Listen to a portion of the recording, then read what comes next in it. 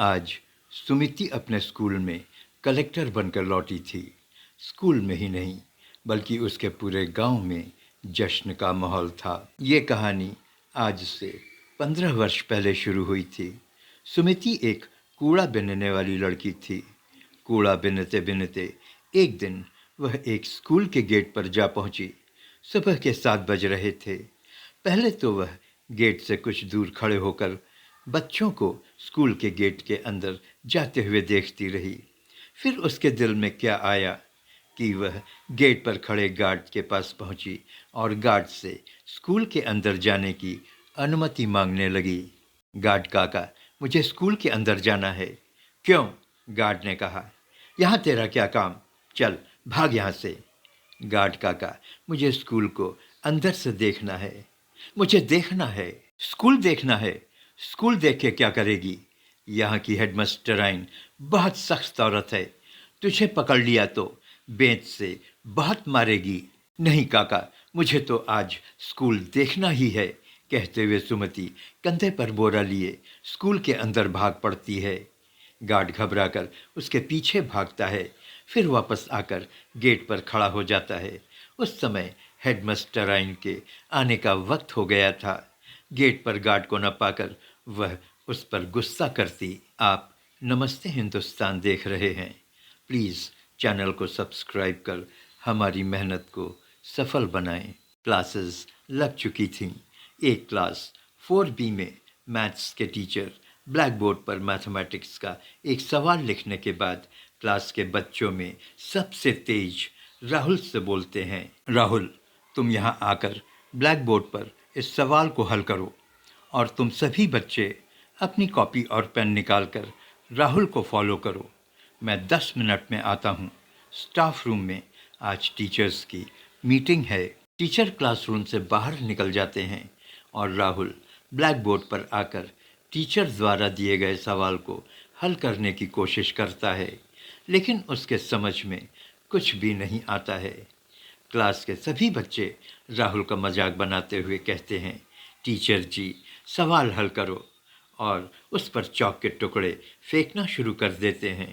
तभी क्लास की खिड़की से सुमिति झांकती है और देखती है कि राहुल सवाल हल नहीं कर पा रहा है। सुमिति झटके से क्लासरूम में प्रवेश कर ब्लैक बोर्ड के पास पहुंचती है और राहुल के हाथ से चौक लेकर सवाल को हल करने लगती है। तभी क्लासरूम में टीचर प्रवेश करते हैं। सुमिति को, जो फटे पुराने कपड़ों में थी, जिसके कंधे पर कूड़ा ढोने वाला एक गंदा बोरा लटका था, को देखकर बौखला जाते हैं। तुम कौन हो और यहाँ क्या कर रही हो? बेचारी सुमिति घबरा जाती है और क्लास के दरवाजे की ओर तेज कदमों से बढ़ती है। तभी क्लास टीचर की नज़र ब्लैक बोर्ड पर पड़ती है। सुमिति ने सवाल को हल कर दिया था। 1 मिनट।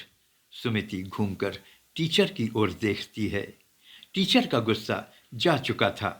वह सुमिति से नरम आवाज में बोलते हैं, बेटा, इस सवाल का हल तुमने किया है? जी, सुमिति ने बोला। तुम कहाँ पढ़ती हो? यानी कि किस स्कूल में पढ़ती हो? जी, मैं किसी स्कूल में भी नहीं पढ़ती। मैं अनाथ हूँ। इस दुनिया में मेरा कोई नहीं है। तुमने इस सवाल को हल कैसे किया? सर, मैं अपने गांव की सड़क के लाइट के नीचे रोज़ रात को पढ़ती हूँ। मुझे पढ़ने का बहुत शौक है। क्लास टीचर शर्मा जी की आंखों में आंसू आ गए थे। सुमिति उनके क्लास के बच्चों से भी छोटी थी, लेकिन सबसे होशियार। टीचर ने सुमिति से कहा, बेटा, अगर तुम पढ़ना चाहती हो तो मैं तुम्हें पढ़ाऊँगा। इस स्कूल में मैं तुम्हारा एडमिशन करवाऊँगा। आओ आओ मेरे साथ। शर्मा जी सुमिति को लेकर प्रिंसिपल के रूम में पहुंचे। वहां 3-4 टीचर पहले से ही मौजूद थे। किसी ने कहा, अरे शर्मा जी, इस कूड़ा बीनने वाली लड़की को यहाँ क्यों लेकर आए हो? शर्मा जी ने सुमिति की पूरी कहानी बताई, लेकिन प्रिंसिपल को कुछ अच्छा नहीं लगा और कहा, ये लड़की और बच्चों के साथ क्लास में कैसे बैठ सकती है? शर्मा जी, आपका ख्याल अच्छे हो सकते हैं, लेकिन प्रैक्टिकल नहीं है। जिसकी जगह जहाँ है वहीं रहने दीजिए। लेकिन टीचर शर्मा जी ने माना नहीं। वो सुमिति को अपने घर ले गए, उसे नहलाया धुलाया और अच्छे कपड़े खरीद कर दिए। जब दूसरे दिन प्रिंसिपल ने सुमिति को स्कूल में अपने कंधे पर बैग लिए देखा तो टीचर शर्मा जी की तारीफ किए बिना रह नहीं सकीं और सुमिति का स्कूल में एडमिशन कर लिया। सुमिति हर साल क्लास में अव्वल आती रही। स्कूल के बाद कॉलेज में, कॉलेज के बाद यूनिवर्सिटी में, सभी जगह सुमिति ने टॉप किया। यूनियन पब्लिक सर्विस कमीशन का रिजल्ट आ चुका था। सुमिति ने यूपीएससी में टॉप किया था। अब वो कलेक्टर बन गई थी। एक कूड़ा बीनने वाली लड़की से एक कलेक्टर। स्कूल के गेट पर आज भी गार्ड काका खड़े थे। सुमिति ने अपने ड्राइवर से कार रोकने को कहा और कार से बाहर आई। गार्ड काका, आपने मुझे पहचाना? मैं सुमिति, वही कूड़ा बीनने वाली लड़की। काका, अगर तुमने उस दिन मुझे स्कूल के अंदर जाने से रोक लिया होता तो मैं आज यहाँ कभी नहीं पहुँचती। गार्ड काका की आंखों में आंसू आ गए। तभी वहाँ पर स्कूल की प्रिंसिपल, सभी टीचर्स और बच्चे वहाँ पर पहुँच गए और सुमिति की जय जयकार करने लगे। और दूर खड़े शर्मा जी रो रहे थे।